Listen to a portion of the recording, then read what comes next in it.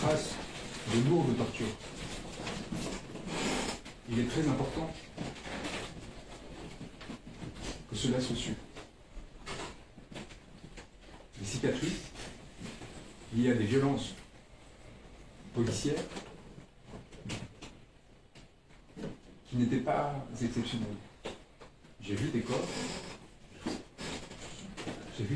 qui ont été traversés par des balles. J'ai vu ces blessures dont on m'avait fait transmettre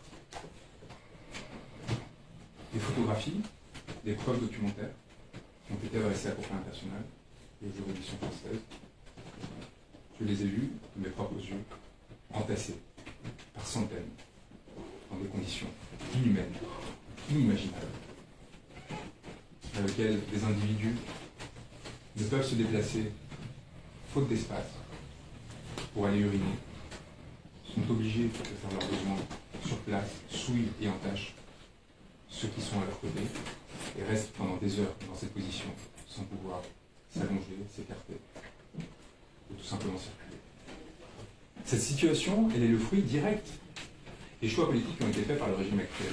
Parce que cette surpopulation carcérale massive, on parle, encore une fois, je le répète, d'une prison construite pour 600 détenus qui en accueille 3000. 3000.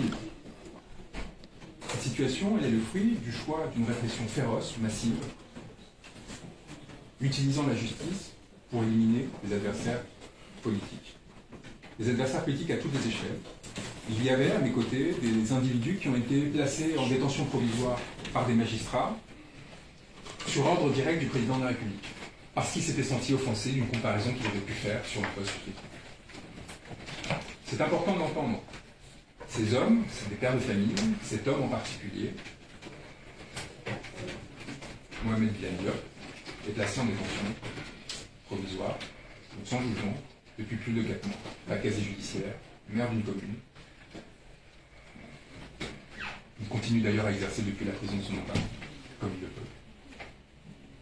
Et donc je veux encore une fois que ces mots traversent les murs de ces prisons et les fassent rugir. Eux qui sont détenus dans une situation où ils pourraient se croire oubliés, sans espoir, ou abandonnés par des personnes qui, l'ayant traversé éphémèrement comme c'est le cas, en seraient sortis et préféreraient tourner la page et ne plus jamais les regarder. C'est l'inverse qui va se produire.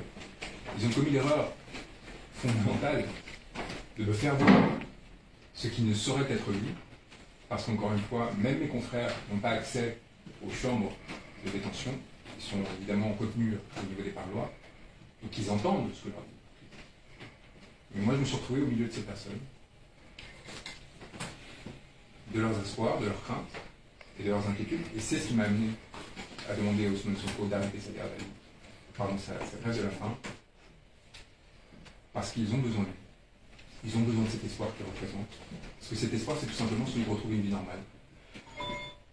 De sortir de cet enfer.